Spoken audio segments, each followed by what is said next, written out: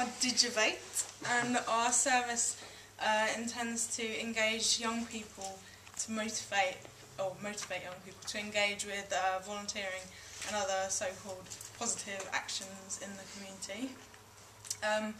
We've been looking at developing a kind of journey of a user for our presentation. So we are looking at developing a website as the kind of main part of the project, and then within that we're also going to be having promotion and some other things, so we'll get onto them in a minute. But the website is intended so that they can go out and they can perform positive action in the community, and this will then be logged and they'll collect points, kind of similar to these guys. They'll collect points for positive actions which they can then use against rewards afterwards. So to start off, we're aiming at 13 to 19-year-olds, and obviously we need to promote the service to them in the first place to get them to engage with it. So we've been looking at ways we can do that and ways in which young people might be targeted in this way. We're obviously we're bearing in mind that you've got to be really careful about taking personal information from younger people, so we're looking at ways that we can attract the whole broad range rather than targeting individuals. So we started off with looking at things like radio. We can advertise on radio, we can advertise at schools, colleges. If they're doing apprenticeships, we can advertise there, Facebook for older people, the internet, and if they're younger, sort of under 16, we'd be looking at getting parental permission for them. The first thing obviously they're going to need to do is register with the system. So they do that online. We'd need to take from them, as I said before, as little personal information as possible. So we'd need a username, an email address or mobile number, password, location, so town probably, or postcode, and date of birth. If they're under 16, we're going to need to make sure that they've got permission from parents or guardians, and also have content filters. So we're going to split our site so that they register either as an under 16 or as an over 16-year-old. Yeah, the positive actions aren't just things like volunteering and stuff like that. Kids don't want to do necessarily. They're just for going out, because the government has a push to get young people to go out and do positive things, like just anything instructive. Going to the cinema is considered a positive action because it's not going and spray painting a train. And so they will collect points for doing such things as this, and then it will lead to them being able to redeem points to do other bigger organised events. Yeah. So when the young people go to these events, people who've organised the events, or for the scout leader or something, they'd have access to the website as well, and they'd have a special event organiser account. They go onto the website and they'd say, we're having an event today, or we're open today, and that would generate a unique code. And that code would be put on a poster, which the students, the kids could see, and they can note down the number on the poster and go at home and enter it into their account.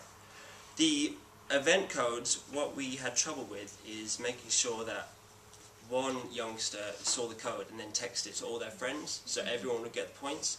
So we put a 48-hour limit on it to see if that would help that.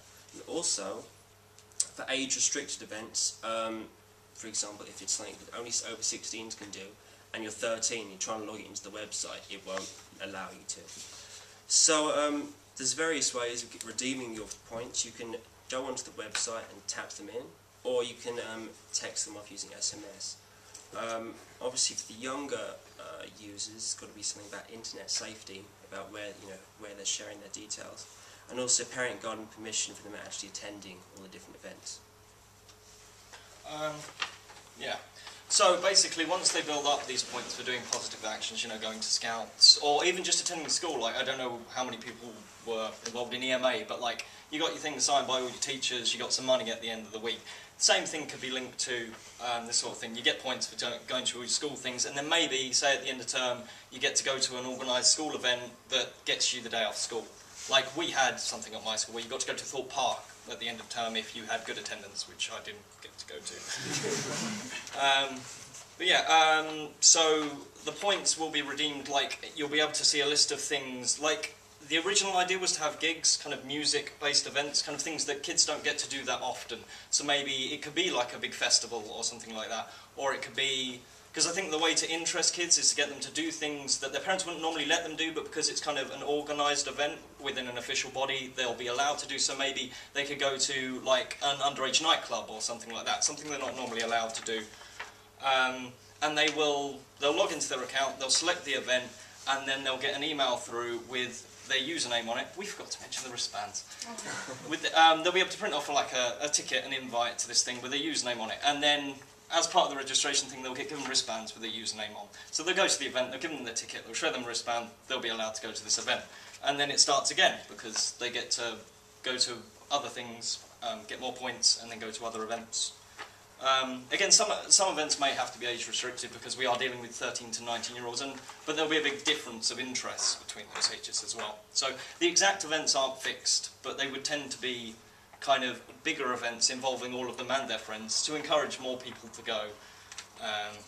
Yeah, and it started off as a much grander idea, but had to be reduced down because of the complexities of everything the morning group had really involved. Like, the original idea was to have wristbands with chips in so that they could, like, go into an event, put their wrist down, and then they'd get the points automatically to their account, and then they'd use that wristband to get into events. But obviously, that's not going to happen ever, really. But maybe in the future, maybe, like, Oyster cards, people didn't think they took off. It was a very expensive scheme, but it has worked out. And, you know, if Oyster cards expand out into the rest of Kent, then it could also be, you know, it could be linked. We also had some ideas about linking it to a bank account. You could link your points, like you go and open your, you know, your child saver account or whatever. You could link it in. You could get a card where you could check your points at an ATM, something like that. Get banks interested. They're interested in getting customers as early as humanly possible. So, you know, they'd certainly be up for that. Also, there was a great idea with GPS. You can have apps where, when you're in a certain GPS location, you can say, I am at this location, and get your points that way, so you've attended the event. And also things like Facebook apps. So, you know, you could check your points on a little Facebook app or a Google app or an app on your phone, all kinds of things in the future. But, yeah, that's what we had to start, to get the thing running, you know, try and organise it around organisations that already exist, you know, try and keep it small, and then, you know, get them building up their points and then try and expand. Yeah, one of the biggest problems we had to get our head around was that either, with a sort of electronic system, either the companies that are organising the events or organising the volunteering opportunities are going to have to put out quite a lot of expense in terms of buying the hardware to allow that to happen, or the users are going to have to go to a lot of effort, or the companies, in fact, to enter their details manually. And that was part of the problem that we came up against, which we spent quite a long time trying to get around, which is where we came up with this, just having a number up on the wall and texting it or sending it off online. Yeah, it's not ideal, but, you know, you've got to get things started simply. Yeah, and that's it. Basically, we just want to start getting young people, you know, give them a reason to go to events. And I think, well, when I was at school, if someone had said you can have the day off at the end of term if you go to the cinema every week, then I certainly would have done that. So, you know, but just things like that, because, you know, and then it can become a competition as well. You know, who has the most points? Will you have enough points to go out with your friends at the end of term? You know, if you could start students doing this sort of thing, then they'd all do it, essentially.